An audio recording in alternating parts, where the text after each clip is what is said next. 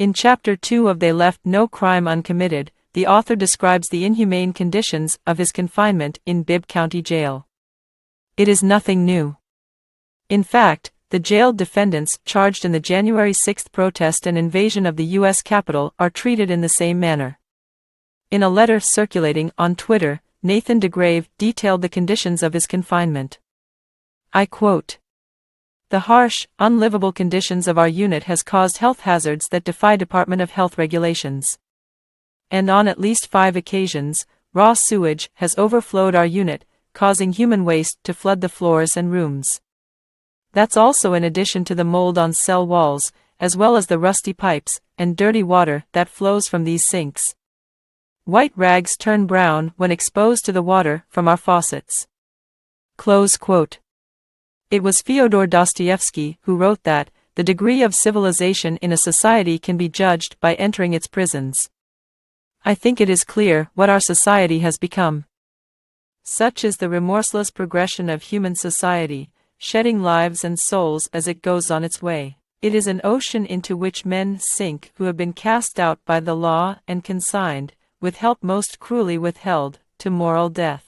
The sea is the pitiless social darkness into which the penal system casts those it has condemned, an unfathomable waste of misery. The human soul, lost in those depths, may become a corpse. Who shall revive it? This was the question posed by author Victor Hugo in his 1862 novel Les Miserables.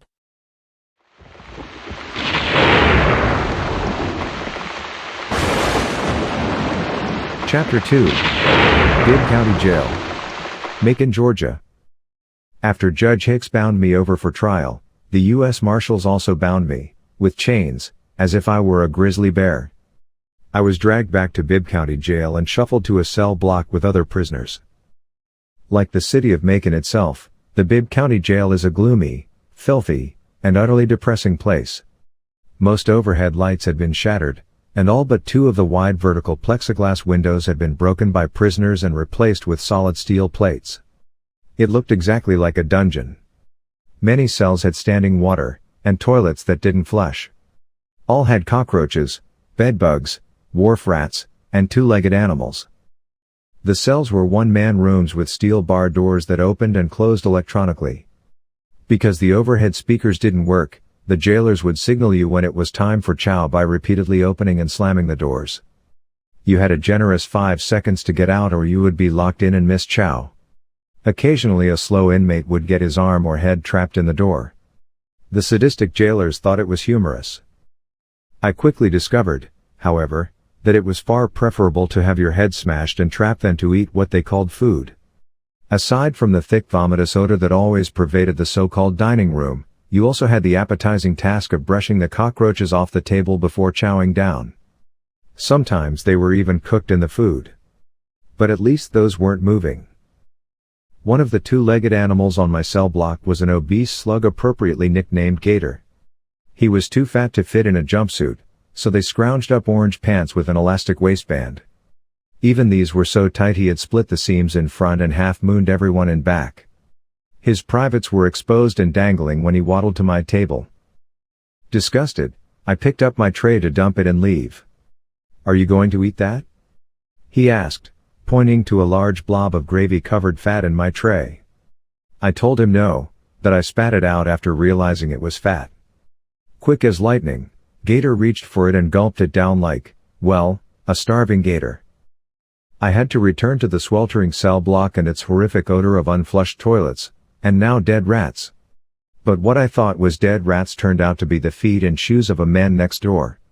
Peeking in, I saw voodoo writings on the walls and a spider web of unraveled threads from his sheets that crisscrossed the walls and ceilings. Drugs had deep-fried his brains long ago. I placed a towel over my nose to filter the stench as I lay back in my bunk to contemplate my plight. There was no air conditioning or ventilation, so we had to roll our jumpsuits down to the waist and roll up the legs to survive the stifling heat. I sweated day and night, and when I awoke in the mornings my pillow was soaking wet. What little sleep I did get was disturbed by baby cockroaches crawling over me. There were hundreds in my cell.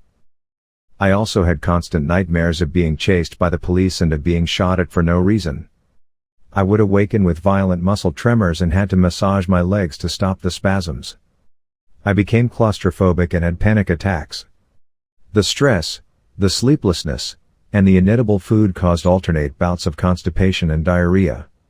In just 5 weeks I lost 25 pounds and my hair began falling out.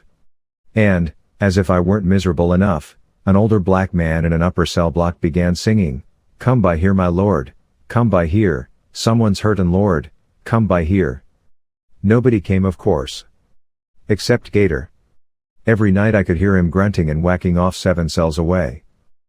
Another animal was never let out of his cell because his drug use had completely cooked his brains to the point he couldn't speak. Sometimes he would mumble at you when you walked by his cell, which was all the warning you would get before he pissed on you through the bars. Other times he'd simply empty his bladder on the floor of his cell, then strip naked and lay in it. My life had become a living nightmare. I fantasized that I was in a coma from a car accident and was merely dreaming all this. I wondered if hell could be any worse. The only thing that kept me from going off the deep end was a friendly guy named Cliff, a former fugitive who had been featured on the TV show, America's Most Wanted. He was one of the original cocaine cowboys and had avoided arrest for more than 10 years by living off $5 million in cash, which he carried in his car at all times. Cliff was now in jail with me and facing 20 to life. His story was that he'd quit flying cocaine into the United States after the feds began using satellites and surveillance aircraft to track planes. Unfortunately, his associates continued to smuggle drugs, and when they were caught they fingered Cliff as a co-conspirator to get their time cut. Fortuitously, the prosecutor liked Cliff and the many stories of his exploits. So to help him, he charged Cliff with only a fraction of the drugs he actually smuggled. He also promised to seek only a 5-year sentence for him. In return, Cliff agreed to identify a South American airstrip used to smuggle drugs into the United States. But as I later learned, Cliff was sentenced to 9 years in prison instead of 5. It seems the DEA flew all the way down to that airstrip only to discover a dense jungle. During my first 2 months at Bibb County Jail, I had lots of questions, and Cliff patiently explained how the injustice system worked and why I should plan for the worst. Most days he would buy me a Coke and a Snickers bar while we passed time playing casino. These simple acts of kindness were the beginning of my realization that most federal prisoners have more compassion and humanity than all the prosecutors, judges, and politicians combined. Before he left for prison, Cliff said he would help me if he could, but he did not have any money left. He had spent his entire $5 million drug smuggling profits to evade capture. This included paying his chauffeur $5,000 weekly to cover the risk of assisting a fugitive. The last thing Cliff said to me when he left was that he was anxious to go to prison. "Anything is better than this hellhole," he said. His equally friendly replacement soon ambled into Cliff's cell on crutches. He had used one of the crutches to whack a man in the head and was arrested for aggravated assault. With his graying ponytail, fist-flattened nose, rough visage, and criminal background as a former member of the Dixie Mafia, Bobby Barfield and his girlfriend Donna King became unlikely allies in my battle with the government. Things were surely looking up now.